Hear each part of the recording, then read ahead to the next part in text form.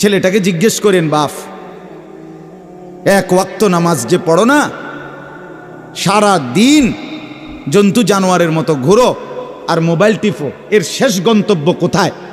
এটার চূড়ান্ত পরিণতি কোথায়? কোথায় গিয়ে থামবে তোমার এই জিন্দিগি? এটা কি একবার ভাবছো? এটা কি কোনোদিন থামবে না এই জীবন? কথা বলেন না কেন? আমাদের হায়াত থামবে না, না চলবেই শুধু? আমরা কোটি কোটি বছর পৃথিবীতে থাকবো তো, হাজার হাজার বছর পৃথিবীতে থাকবো তো, আমরা থামবে কি না? তো কি অবস্থায় থামবে বলেন না বাপ? আপনার বেপর্দা মেয়েটাকে জিজ্ঞেস করেন না, কোথায় গিয়ে থামবে তোমার জীবন? আপনার বেহায়া স্ত্রীকে বলেন না, কোথায় গিয়ে থামবে? কোথায় গিয়ে? কত বছর রাস্তার পুরুষকে তোমার এই শরীর যৌবন, তোমার এই ৮-৬০ কাপড় পরা দেহ কত বছর দেখাইবার পর তোমার তৃপ্তি হবে, তোমার শখ মিটবে, তোমার চাহিদা মিটবে? কোথায় গিয়ে থামবা তুমি? এটা জিজ্ঞেস করে। আল্লাহ তাআলা কোরআনে বলছেন, আলাম ইয়ানি লিল্লাযীনা আমানু আন তাখশা কুলুবুহুম লিযিকরিল্লাহ। আলাম ইয়ানি লিল্লাযীনা আমানু আন তাখশা কুলুবুহুম লিযিকরিল্লাহ। রব্বুল আলামিন বলে, আমার মুমিন বান্দা, আমি আল্লাহর ভয়ে, আমার স্মরণে, আমার জিকিরের জন্য, আমার বন্দিগির জন্য তোমার দিলটা নরম হওয়ার সময় আজও কি হয়নি? আজও কি হয়নি? ৬০ বছরের চাচা এখনো বিড়ি সিগারেট খান, ছাড়বার টাইম কি আজও হয়নি? ৬০ বছরের চাচা এখনো চা দোকানে নর্তকীর নাচ দেখেন, অশ্লীল ছবি দেখেন, গান বাদ্য দেখেন, ছেড়ে দেওয়ার সময় কি আজও হয়নি?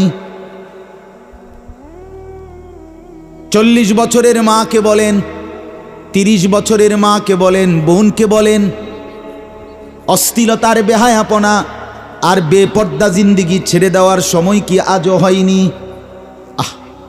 আজও হয়নি? কোন দিন হবে সময়?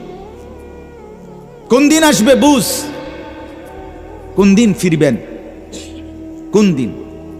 10 বছর ধরে আপনার ঘরে রঙিন টেলিভিশন চলতেছে, এটা বন্ধ হবে কোন দিন? তাইলে আপনার বউ বাচ্চা নর্তকীর নাচ দেখা বন্ধ করবে কোন সময়? এই নিয়ে আপনার কোনো ভাবনা নাই? আজকে 10 বছর ধরে লাগাতার প্রতিনিয়ত দাড়ি কাটতেছেন, কত বছর পরে থামবেন? এই আল্লাহর বান্দা, ওই দাড়ি কাটা মানুষ, কত বছর পরে থামবেন?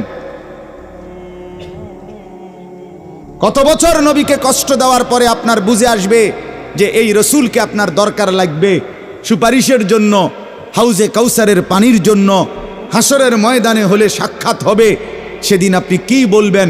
এই বুঝ কোন দিন আসবে? কোন দিন? হ্যাঁ যুবক ভাইয়া, 18 বছর 20 বছর, শেষ পর্যন্ত তুমি হায়াত কতদিন পাইবা ভাবছো? 70 বছরের কমে না? সব যুবক কি বুড়ো হয়? কথা কয় না। সব যুবক বুড়া হয়? যৌবনকালে কেউ মরে না? প্রতিদিন 18, 20 বছর, 16 বছরের কেউ মরে না? তো সে মরল কেন?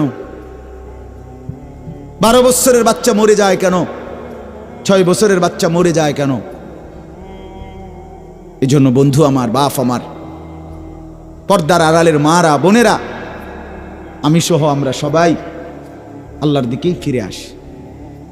আমাদের জিন্দিগি, আমরা মুসলমান, আমাদের শেষ পর্যন্ত গন্তব্য আমাদের আল্লাহ, আমাদের আশ্রয় আমাদের আল্লাহ। লা মালজা ওয়ালা মানজা মিনাল্লাহি ইল্লা ইলাই। আল্লাহ ছাড়া আমাদের কোথাও কোনো ঠিকানাও নাই, কোথাও দাঁড়াবার জায়গাও নাই। আমাদের কোনো জাতিসংঘ নাই, আমাদের জন্য কোনো মানবাধিকার সংস্থা নাই, আমাদের জন্য কোনো আন্তর্জাতিক আইন নাই, আমাদের কোনো ইউরোপ নাই, আমাদের জন্য কোনো আমেরিকা নাই। 92 লক্ষ কাফের ইয়াহুদি আমাদের মুসলমান ফিলিস্তিনিদেরকে রক্তে জমিন ভাসায় দিছে। আজকে 1.5 মাস যাবত লাগাতার এই পরিমাণ বোমার আঘাতে জর্জরিত একটি অঞ্চলের 23 লক্ষ মুসলমান, যাদের এই মুহূর্তে একটা ঘর, একটা বসত, একটা ভিটা, একটা কুড়ে ঘর আর মাটির উপরে নাই। 23 লক্ষ মুসলমান বসত হারা, ভিটা হারা। 7 লক্ষ শিশু, পত্রিকার রিপোর্ট, যাদের মা নাই, বাবা নাই, তারা মাথার উপরে কোনো আশ্রয় নাই। বাঁচবে কিভাবে আগামী দিনে তারা জানে না। মুসলমান তার নিজের মৃত লাশ, শহীদের পবিত্র লাশটা মাটির মধ্যে মাতৃভূমিতে দাফন করার কোনো অধিকার, সুযোগ দিচ্ছে। কসম খোদার, আমি নিজে পত্রিকায় দেখছি, গতকালকের পত্রিকা তো আসছে, মজলুম ফিলিস্তিনিদের লাশ কুকুরে কামড়াইতে আছে। লাশ দাফনের অভাবে পড়ে আছে। এই মরা লাশ, মুসলমানের লাশ কুকুর কামড়াইয়া ছিঁড়ে ছিঁড়ে খাইতেছে। আমাদের কেউ নাই, আমাদের কেউ নাই, আমাদের জন্য কেউ নাই।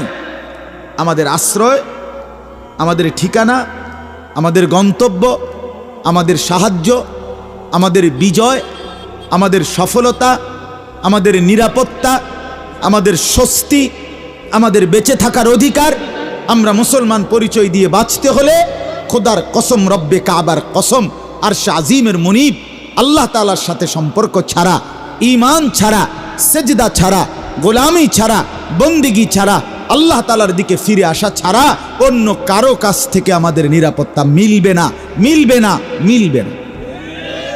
বিশ্বাস করে, বিশ্বাস করে, এটাই সত্য, এটাই বাস্তব। আমাদের বোঝাপড়া আল্লাহর সাথে, আমাদের লেনদেন আল্লাহর সাথে, আমাদের হিসাব কিতাব আল্লাহর সাথে, আমাদের চাওয়া পাওয়া আল্লাহর সাথে। তু গনি হে और हम है बेनवा, कौन पहुंचेगा हमें तेरे सवा। हकीमुल उम्मत मुजद्दिदुल मिल्लत हजरत मौलाना शाह अशरफ अली थानवी रहमतुल्लाह अलैहि তিনি বলছেন এই কথা, তু গনি হে और हम है बेनवा। আল্লাহ, আমরা, আপনি হচ্ছেন অমুখাপেক্ষী আর আমরা হচ্ছে আপনার মুখাপেক্ষী। কোন পৌঁছেগা হামে তেরে সওয়া। মাওলা, আপনি আল্লাহকে বাদ দিয়ে আমগো খবর নেয় কে? আমগো কথা জিজ্ঞাসা করে কে? কে জিজ্ঞাসা করে? এই শুধু বিবৃতি দিতেছে, এই দেশ ওই দেশ, মিটিং টিটিং, শুধু চেয়ার বদলায়, মিটিং বদলায়, মাইক বদলায়, কইতেই আছে শুধু বিবৃতি। আর এখানে মুসলমান 23 লক্ষ মুসলমান, একজন মানুষের আর ভিটা মাটি কিচ্ছু নাই। হাজার হাজার মুসলমানের রক্তে আল্লাহর জমিন ভেয়ে ভাসতেছে। মায়ের পবিত্র রক্তে জমিন লাল, ছোট্ট মাসুম বাচ্চার পবিত্র রক্তে জমিন লাল। আমার বাপ, আমার ভাই, আর কত জুলুম দেখলে, মুসলমানের আর কি পরিমাণ নির্যাতন দেখলে আমাদের আল্লাহর কথা মনে পড়বে? বলেন, আমাদের মারা ফিরবে কখন? আমাদের সন্তানরা ফিরবে কখন? আমাদের স্ত্রীরা, আমাদের বিবিরা, আমাদের বোনেরা পর্দা করবে কখন? আমাদের ছেলেরা নামাজ পড়বে কখন? আল্লাহ তাআলা আমাদের প্রত্যেককে বুঝ দান করেন। বলেন আমিন, বলেন আমিন। মুআজ্জাজ হাজিরিন, আমি আপনাদের সামনে পবিত্র কোরআনুল কারীমের 11 নম্বর পারা, কোরআনুল কারীমের 9 নম্বর সূরা, সূরাটার নাম সূরায়ে তাওবা। এই সূরার একটি আয়াত, 111 নম্বর আয়াত আপনাদের সামনে তেলাওয়াত করেছি। ইনশাআল্লাহ আর অল্প কিছুক্ষণ সময়, এইটুকু সময়ের মধ্যে এই একটি আয়াতকে সামনে রেখে আমি আপনাদের সামনে সামান্য কিছু কথা, বাকিটুকু আরজ করতে চাই। তো সূরা তাওবা 9 নম্বর সূরা, এই সূরার 111 নম্বর আয়াত। এই আয়াতটা আমি আপনাদের সামনে পড়ছি। আগে সংক্ষিপ্ত একটু শানে নুজুল, মানে এই আয়াতটা কেন নাজিল হলো এটা একটু শোনেন, তাহলে বুঝতে সুবিধা হবে। আমাদের প্রিয় নবী সাল্লাল্লাহু আলাইহি ওয়াসাল্লাম 40 বছর বয়সে মক্কায় ইসলামের দাওয়াত আল্লাহর হুকুম প্রাপ্ত হয়ে শুরু করছেন।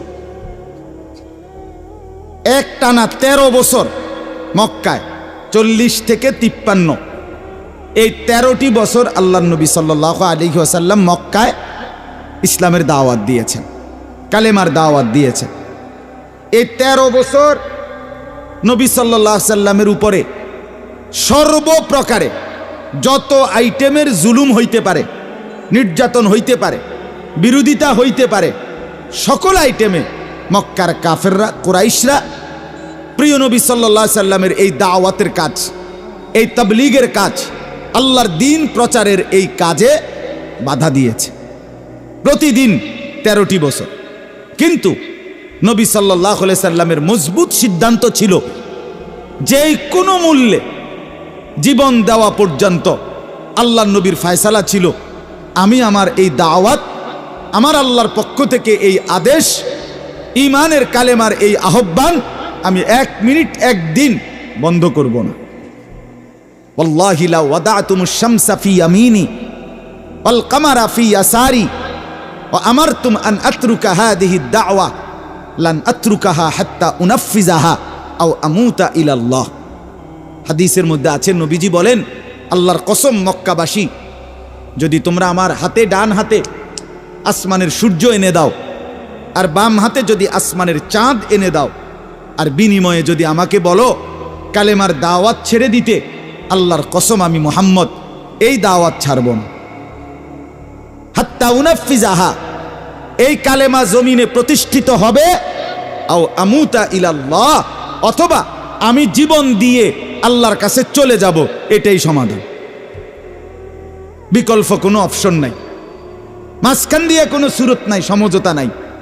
আমি বলবই, তোমাদের যত আইটেমের জুলুম হোক আমি বলবই।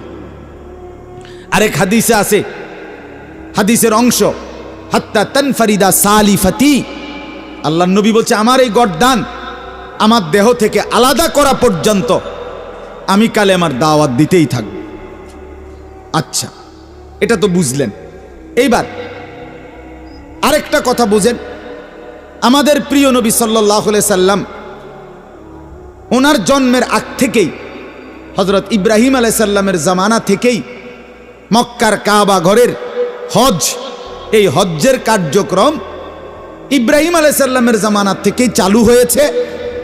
নবীজির জন্মের আগেও এই মক্কার মধ্যে হজ্জের কার্যক্রম চলমান ছিল। নবীজির জন্মগ্রহণের পরেও এই মক্কার পুরা 53 বছর নবীজির হায়াতের, ইসলাম প্রচারেরও 13 বছর এই হজের কার্যক্রম চলমান ছিল। বাকি কথা হইল, ইব্রাহিম আলাইহিস সালাম যেইভাবে হজ্জের মূল কার্যক্রম আল্লাহর হুকুম মতে চালু করে দিয়ে গেছিলেন, দীর্ঘ বছরের ব্যবধানে ধীরে ধীরে লোকেরা এটার মধ্যে নিজস্ব নতুন নতুন নিজস্ব বিদআত, কুসংস্কার, সামাজিক বিভিন্ন প্রথা চালু করতে করতে ইব্রাহিম আলাইহিস সালাম এবং ইসমাঈল আলাইহিস সালামের মূল হজ আল্লাহর পক্ষ থেকে যেটা ছিল, এটারে বিগড়াইয়া একদম লন্ডভন্ড করে ফেলছে। কিন্তু যাই বানাইছে বেদাত, কুসংস্কার কইরা, এই সবটার নাম ছিল হজ। যদিও এটার মধ্যেই তারা মূর্তি পূজা, শিরিক, কুফরি অনেক কিছু চালু করে দিছিল। যাই হোক, এটা চলমান ছিল। আর এই হজ্জের মৌসুমে প্রতি বছর মক্কা নগরী এবং তার আশপাশের দূর দূরান্ত থেকে মানুষ, যদিও মূর্তি পূজক ছিল, কিন্তু হজ করতে আসতো কাবা ঘরের কাছে। আর আমাদের নবী সাল্লাল্লাহু আলাইহি সাল্লাম মক্কার 13 বছর একটানা এই হজ্জের মৌসুমে আশপাশের বিভিন্ন অঞ্চল থেকে যে মানুষ আসতো হজ করার জন্য, তো তারা তাবু করে করে থাকতো মানুষ, ভিনদেশীরা। বিশেষ করে মক্কার থেকে কাছাকাছি মিনা, এখনো যেখানে তাবু আছে, হাজি সাবরা গিয়া থাকে, এই মিনার পুরা অঞ্চল চতুর্দিকে বহির্বিশ্ব মানে অন্য জায়গার থেকে আসা মানুষগুলো তাবু গাইরা হজের সময়টা এখানে থাকতো, ওই জাহিলি যুগেই। তা আল্লাহর নবী সাল্লাল্লাহু আলাইহি সাল্লাম 13টি বছর মক্কায় এই তাবুগুলোতে গিয়া গিয়া হজ্জের সময় অন্যান্য অঞ্চলের মানুষগুলোকে 1 জন 2 জন 10 জন 5 জন যাই পাইতেন যাকে কালেমার দাওয়াত দিতেন, ইসলামের দাওয়াত দিতেন। তাঁবুতে ঘুরে ঘুরে দুয়ারে দুয়ারে দুয়ারে দুয়ারে, কখনো 1 জন, কখনো 2 জন, কখনো 10 জন, কখনো 5 জন, যা পাইতেন তিনি শুধু বলতে থাকতেন, কবি ইধার কবি উধার, কখনো এদিকে কখনো সেদিকে, কবি জমি পর কবি আরশ পর, কখনো নিচে কখনো উপরে, কবি দর বদর, কখনো দুয়ারে দুয়ারে। এই ছিল নবীজির দাওয়াত, কালেমার দাওয়াত, দাওয়াত ও তাবলীগের এই মেহনত। তো এই আল্লাহ নবী সাল্লাল্লাহু আলাইহি সাল্লাম এই যে ঘুরে ঘুরে দাওয়াত দিতেন অন্যান্য অঞ্চলের মানুষদেরকে, হজের মৌসুমে রাসূলুল্লাহ সাল্লাল্লাহু আলাইহি সাল্লাম মক্কায় যে 13 বছর ছিলেন, এই 11, 12, 13 এই শেষের 3 বছরে, এর মধ্যে 11তম বছরে এই দাওয়াত দিতে দিতে এক পর্যায়ে বিভিন্ন তাঁবুতে যাইতে যাইতে একদিন নবীজি এই হজ্জের মৌসুমে 11তম বছর 6 জন এমন লোক পাইছেন যারা ছিল এই আজকে যেটা মদিনা, ওই সময় নাম ছিল ইয়াসরিব, ওই অঞ্চলের মানুষ। নবীজি তাদেরকেও কালেমার দাওয়াত দিছেন ধারাবাহিকভাবে। এরা 6 জন নিজেদের মধ্যে আলোচনা করে পরস্পর একমত হইছে যে আমরা ইহুদিদের মুখে মদিনায় ইয়াসরিবে শুনছি শেষ জামানার একজন নবী আসবে, তার নাম হবে মুহাম্মদ, তার বাবার নাম হবে আব্দুল্লাহ, তার বংশ হবে কুরাইশ। এভাবে যেমনে যেমনে শুনছে, নবীজি পরিচয় দেওয়ার পরে এমনি এমনি 100 মিলছে সব কিছু, একেবারে দাগ নম্বর খতিয়ান BS CS RS সব মিলছে বালামত। এই 6 জন মাশওয়ারা কইরা পরামর্শ কইরা নবুয়তের 11তম বছর আল্লাহ নবী সাল্লাল্লাহু আলাইহি সাল্লামকে সাথে কাছে হজের মৌসুমে মক্কায়, যদিও তারার বাড়ি হলো মদিনা মানে ইয়াসরিব, ওইখানে তারা এই 6 জন রাসূলুল্লাহ সাল্লাল্লাহু আলাইহি সাল্লামের হাতে কালেমা পড়ে মুসলমান হয়ে গেছে। এরা ফিরে গেছে এলাকায়, এরা এবার দাওয়াতি কাজ করছে। পরের বছর, আমি সংক্ষেপে বলতেছি, পরের বছর মানে 12তম বছর এরা আগের 5 জন ওই গত বছরের আর নতুন করে আরো 7 জন লোক ওই ইয়াসরিব মদিনার থেকে আনছে। আইনা এবার হলো কয়জন? এই দ্বিতীয় বছর 12 জন ওনারা রাসূলুল্লাহ সাল্লাল্লাহু আলাইহি সাল্লামের হাতে 12তম বছরে ওনারা কালেমা পড়ে মুসলমান হয়েছে। এই হইল এবার 12 জন। তৃতীয় বছর, এ মানে শেষ বছর, 13তম বছর নবীজির মক্কার জীবনের 13তম বছর। এই দিন এই বছরে হজ্জের সময় ওই ইয়াসরিব থেকে এই 12 জন মেহনত কইরা এক বছরে এইবার তারা নতুন করে লোক আনছে সর্বমোট 72 জন। 72 জন, এর মধ্যে 70 জন পুরুষ, 2 জন নারী। এই 72 জন আল্লাহ রাসূল সাল্লাল্লাহু আলাইহি ওয়াসাল্লামের হাতে কালেমা পড়ে মুসলমান হয়েছে। এখন কথাটা বোঝেন, এই তৃতীয় বছর মানে 13তম বছর কালেমা পড়ছে কতজন? কথা বলেন না, 72 জন। এরা এই যে 13 বছর নবীজির উপরে অকথ্য জুলুম নির্যাতন চলতেছে, এটি তো যে 3 বছর ধরে তারা শুনছে না, এরাও শুনছে। বিস্তারিত শুনে তারা দ্বিতীয় বছর থেকেই 12 জন যে বছর আইছিল সে বছরই তারা বলছিল, ইয়া রাসূলুল্লাহ, আপনি আমাদের মদিনা ইয়াসরিবে চলেন, আমরা সেখানে আপনাকে আশ্রয় দেব, আপনার দ্বীনের কাজে আমরা সাহায্য করব, যে কোনো রকমের সহযোগিতা আমরা করব, আপনি আসেন আমগো এলাকায়, হিজরত করে চলে আসেন। আল্লাহ নবী ওই বছর ফিরায় দিছে যে না, আচ্ছা ঠিক আছে, আমি এটা দেখব, আমার আল্লাহর ফয়সালা যখন তখন। কিন্তু এই শেষ বছর 13তম বছর যখন মানে তৃতীয় বছর যখন এবার মুসলমান হয়েছে কত? 72 জন। এবার সংখ্যাটা একটু ভারী কিনা? এবার 72 জন এক যুগে প্রিয় নবী সাল্লাল্লাহু আলাইহি সাল্লামকে জোরালো অনুরোধ করছে, ইয়া রাসূলুল্লাহ, কোনোভাবেই আপনি আর এই মক্কায় থাইকেন না, আপনার উপরে দিনকে দিন জুলুম অত্যাচার নির্যাতন সীমা ছাড়ায় গেছে, আপনি আমাদের ইয়াসরিবে আসেন, আমরা সবাই মিলে ইসলাম গ্রহণ করবে, বাকি লোকরাও, আর আমরা আপনাকে আপন করে নেব। এই বছর আল্লাহর ইশারায় আল্লাহর নবী সাল্লাল্লাহু আলাইহি ওয়াসাল্লাম সম্মতি দিছে, রাজি হইছে আর কি, যে ইনশাআল্লাহ আমি রাজি হলাম, কিছুদিনের মধ্যেই আমার সাহাবীরা হিজরত করবে, আর আল্লাহ তাআলা চূড়ান্ত যখন টাইম বলবে তখন আমিও হিজরত করব। আল্লাহর নবী সাল্লাল্লাহু আলাইহি সাল্লাম কথাটা বুঝেন, এ কথা তখন সিদ্ধান্ত হইল, তখন মক্কার কয়েকজন সাহাবী ওই মদিনার ৭২ জনকে বলল যে তোমরা যে নবীকে নিবা, এর মধ্যে রাসূলুল্লাহ সাল্লাল্লাহু আলাইহি সাল্লামের চাচা আব্বাস, উনি তখনও কালেমা পড়ে নাই, কিন্তু ওই তৃতীয় বায়াতের সময় তৃতীয় বছর নবীজি উনাকে সাথে রাখছিলেন, ওনাকে আদর করত, পরে কালেমা পড়ছে।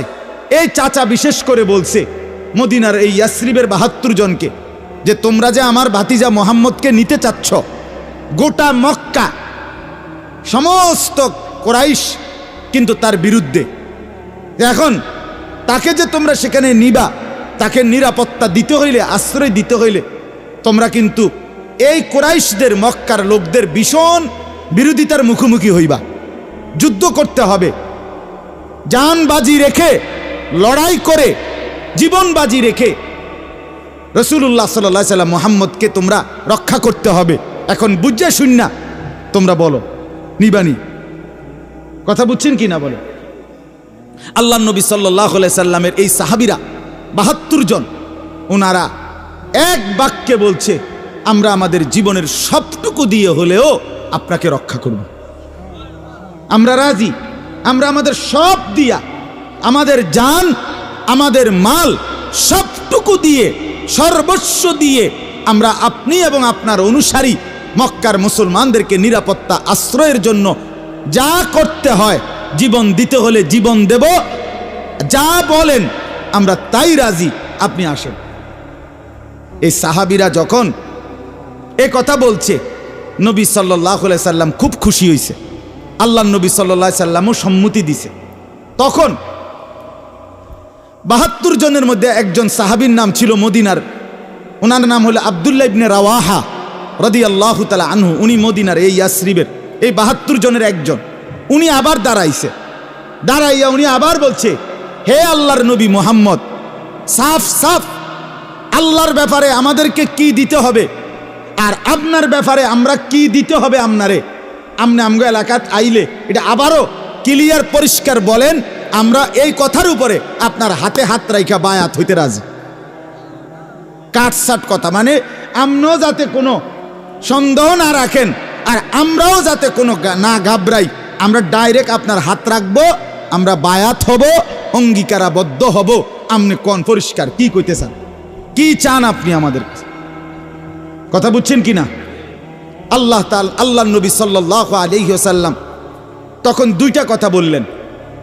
এক নাম্বার, আল্লাহর ব্যাপারে তোমাদের কাছে আমার চাওয়া, জীবনের শেষ সেকেন্ড পর্যন্ত, শেষ নিঃশ্বাস পর্যন্ত আল্লাহর সাথে শিরিক করতে পারবা না, আল্লাহকে ছাড়তে পারবা না।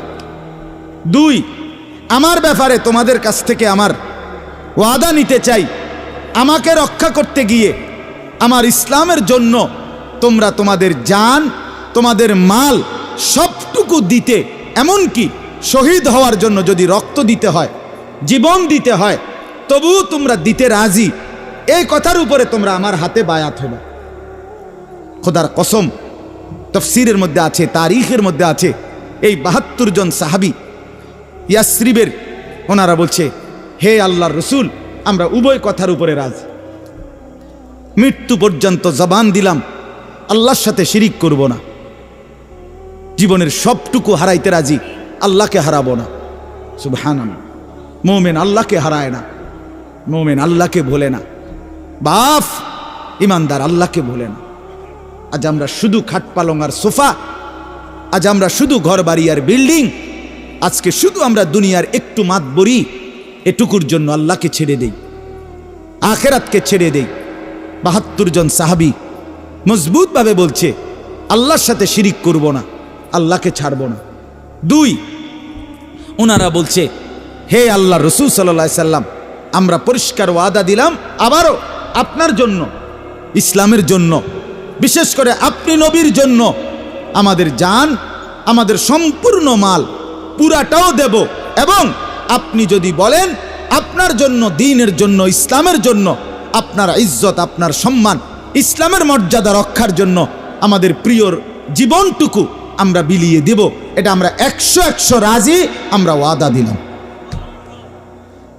আল্লাহ রাসূল সাল্লাল্লাহু আলাইহি সাল্লাম এই 72 জন সাহাবীর কে এই নিজের হাত মুবারকের উপরে রাইখা বায়াত করাইছেন এই কথার উপর, আল্লাহর সাথে শিরিক করবা না, ইসলামের জন্য, আমি রসুলের জন্য নিজেদের জান মাল সবটুকু দিবা, প্রয়োজনে শহীদ হবা, জীবন দিবা, এই ওয়াদা করো। সাহাবীরা বায়াত করছেন, ওয়াদা করে ফিরে গেছেন। এই অবস্থায় এই বায়াত, এই শপথ, এই অঙ্গীকার, এই মজবুত সিদ্ধান্তের উপরে খুশি হয়ে আল্লাহ তাআলা তখন সূরা তাওবার এই 111 নম্বর আয়াত নাজিল করছে। আল্লাহ তাআলা আরশ আজিম থেকে ঘোষণা দিছে, বন্ধু কারবারটা করলো কি? আপনার অনুসারীরা বলল জান এবং মাল পুরাটাই দিবে, তারা আপনার জন্য, দ্বীনের জন্য। বন্ধু আমিও ঘোষণা দিলাম, আমিও ওই জান আর মাল, আপনার এই সাহাবী এদের জান আর মাল আমি আল্লাহ আরশ আজিম থেকে বলতেছি আমিও কিনে নিলাম, বিনিময়ে আমার জান্নাত দিয়ে দিলাম।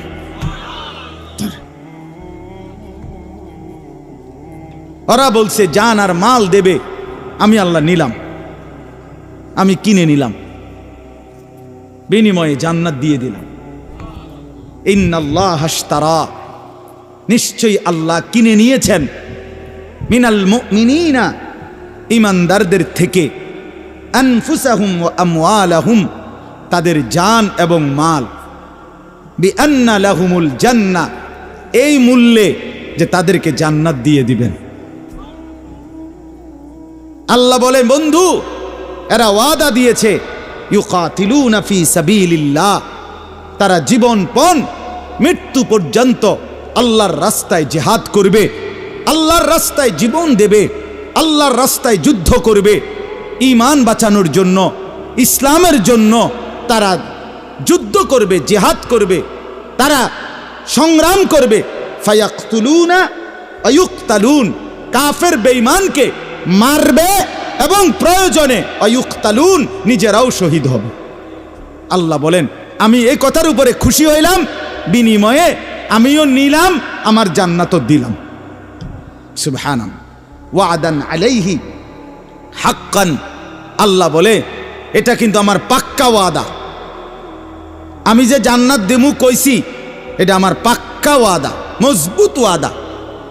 এরপরে আল্লাহ বলেন বন্ধু এদেরকে শুনাইয়া দেন পিছনের তাওরাত কিতাব, পিছনের ইনজিল কিতাব আর আজকের এই কোরআন, সব কিতাবে আমি এই ওয়াদা দিলাম যে আমি আল্লাহ, কোন মুমিন যদি তার জান এবং মাল আমাকে দিতে রাজি হয়, আমি আল্লাহ আমার জান্নাত তাকে দিয়ে দিলাম। এই ওয়াদা ফিত তাওরাতে ওয়াল ইনজিলে ওয়াল কোরআন, তাওরাতেও এই ওয়াদা দিলাম, ইনজিলেও এই ওয়াদা দিলাম, আজকে কোরআনেও এই ওয়াদা দিলাম।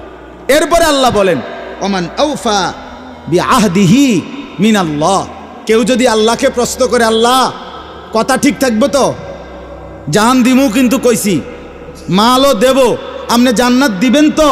আল্লাহ বলে আরে বান্দা বলো কি, আমি আল্লাহর চাইতে ওয়াদা রক্ষাকারী বেশি আর কে? ওমান আওফা বিআহদিহি মিনাল্লাহ, আল্লাহর চাইতে বেশি ওয়াদা রক্ষাকারী কে হইতে পারে? কে হইতে পারে? এরপরে আল্লাহ বলেন ফাস্তাবশিরু বিবাইইকুমুল্লাযী বায়াতুম বিহি, অতএব হে আমার বান্দারা, আমি আল্লাহর সাথে যেই লেনদেন করছো, আমার রসুলের কাছে যেই লেনদেন করছো, যেই ওয়াদা করেছো, এই ওয়াদার বরকতে, এই বেচা কিনার বরকতে, এই লেনদেনের বরকতে জান্নাতের সুসংবাদ নিশ্চিন্তে গ্রহণ করো। ওয়াযালিকা হুয়াল ফাউজুল আযীম, আর এটাই হলো আল্লাহ বলে মুমিনের সবচেয়ে বড় সফলতা। মুমিন জীবন দিবে, মুমিন জান দেবে, মুমিন মাল দেবে, মুমিন তার জিন্দেগীর সবটুকু আল্লাহকে দিবে, বিনিময়ে আল্লাহ থেকে জান্নাত নেবে। আমার বাপ। আপনারা এই আয়াতের তর্জমাও বুঝলেন, আপনারা এই আয়াতের পেছনের ঘটনাটাও বুঝলেন। কি বুঝলেন খোলাসা? এটাই আমার কথা শেষ। আমরা কি সারাংশ বুঝলাম? আমরা সারাংশ এই বুঝলাম, আমরা এটুকু বুঝলাম, আমাদের এই হায়াত, আমাদের সম্পদ উভয়টাই আমাদেরকে ইমানদার হতে হলে আল্লাহকে দিয়ে দিতে হবে। কাকে দিয়ে দিতে হবে বলেন? বিনিময়ে আল্লাহ তাআলা চিরস্থায়ী জান্নাত আমাদেরকে দেবেন। আরেক আয়াতে আছে, সূরা সফের মধ্যে আছে, মুমিন জানমাল আমাকে দিলে আমি আল্লাহ জান্নাত তো দেব। ওই আয়াতে আরেকটা কথা আছে, ওয়া উখরা তুহিব্বুনাহা নাসরুম মিনাল্লাহি ওয়া ফাতহুন করিব ওয়া বাশশিরিল মুমিনিন। আল্লাহ বলে আখিরাতের জান্নাত দেব, আর দুনিয়াতে আমার পক্ষ থেকে সাহায্য এবং অত্যাসন্ন খুব দ্রুত বিজয় দান করব। কিন্তু মুসলমান বাপ আমার, বন্ধু আমার, আমি আগে রেডি হইতে হবে, আমি আল্লাহকে দেব কিনা, বিনিময়ে আল্লাহ আমাকে দেব। আপনি আমি ঘুমায় থাকবেন, আপনি আমি বন খাবেন, বিড়ি খাবেন, আপনি আমি টেলিভিশনে নর্তকীর ছবি দেখবেন, আপনার ছেলে নামাজ পড়বে না, আপনার মেয়ে নামাজ পড়বে না, আপনার স্ত্রী পর্দা করবে না, আপনার রোজগার করবেন হারাম, সুদ ঘুষ মিথ্যা চুরি ডাকাতি জিনা ব্যভিচার মদ জুয়া অবৈধ উপার্জন, এর মধ্যে আমরা ডুবে থাকব আর আমাদের বিজয় হবে, এটা কিভাবে সম্ভব? আজ আমরা বুঝতেছি না এটা। আল্লাহ তো ওয়াদা দিছে, জান দাও আমাকে, মাল দাও, যেখানেই দিবে এরকম আমি জান্নাতও দেব, আমি বিজয়ও দেব। এই যে আজকে যারা ফিলিস্তিনের ভিতরে ৭৫ বছর ধরে ইসরায়েলের ইহুদি কুত্তাদের সাথে যারা শহীদ হচ্ছে, রক্ত দিতেছে, যেই মুজাহিদরা যুদ্ধ করছে সরাসরি, খোদার কসম তারা নিজেদের জানও দিচ্ছে, নিজেদের মালও দিতেছে, নিজেদের পরিবারকে পর্যন্ত বিসর্জন দিতেছে আল্লাহর জন্য। অচিরেই কোনো সন্দেহ নাই ৭৫ কিংবা ১৫০ বছর, ১৫০ বছর কিংবা ২০০ বছর, খোদার কসম, রব্বে কাবার কসম, যদি সূর্য ওঠে চাঁদ ওঠে তো বিজয় হবে ফিলিস্তিনিদের ইনশাআল্লাহ। কোনো সন্দেহ নাই, কোনো সন্দেহ। মুমিন হারবে না, মুমিন হারবে না, মুজাহিদ হারবে না, আল্লাহর রাস্তার বাহাদুররা হারে না, সময় লাগবে। অতএব আজকে আমরাও এটা বোঝা দরকার, আমরাও বোঝা দরকার। আজকে আমাদের গাফলতি সীমাহীন, আমাদের খামখেয়ালি সীমাহীন। আমার ভাই, এই কয়জন মানুষ বুঝেন আজকে চতুর্দিকের পৃথিবীতে ফিলিস্তিনের মুসলমান আজকে ৭৫ বছর ধরে নির্যাতিত, কাশ্মীরের মুসলমান আজকে ৭৬ বছর ধরে নির্যাতিত, জুলুমের শিকার, জীবন দিচ্ছে। রোহিঙ্গা মুসলমান আজকে ৫৯ বছর, ১৯৬৪ সাল থেকে নির্যাতিত মুসলমান, দিক দিগন্তে নির্যাতিত। অতএব আজকে আমরা যারা আছি, আমরা বাংলাদেশ, আমরা এই কয়জন মানুষ, আমরা যে পরিমাণ অব্যাহত, আমাদের ঘরে পরিবারে রাস্তাঘাটে, আমাদের চলতে ফিরতে মুসলিম জনসমাজ, আমরা যে পরিমাণ আল্লাহর নাফরমানিতে লিপ্ত, আমাদের উপরেও কিন্তু মুসিবত ঘুরছে, আমাদের উপরেও আল্লাহর পক্ষ থেকে আযাব আসছে, কাফের বেঈমান আর জালেমদের জুলুম আমাদের উপরেও ঘুরছে। মনে রাখে, এই অব্যাহত গুনাহ শান্তি দিবে না, আখেরাত তো নাই, দুনিয়াতেও শান্তি দিবে না।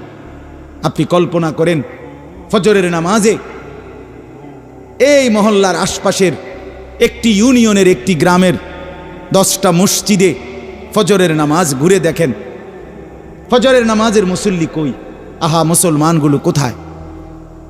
এরা আল্লাহকে পছন্দ করে না, আল্লাহকে পছন্দ করে না। আপন বাবা জীবিত, মা জীবিত, অথচ মুসলমানের সন্তান আপন মা বাপ জীবিত থাকার পরেও নিজ ঘরে বছরের পর বছর নামাজ পড়ে না, পর্দা করে না, মারও আফসুস নাই, বাবারও আফসুস নাই। এভাবে বাঁচবে কিভাবে? এভাবে টিকবে কিভাবে?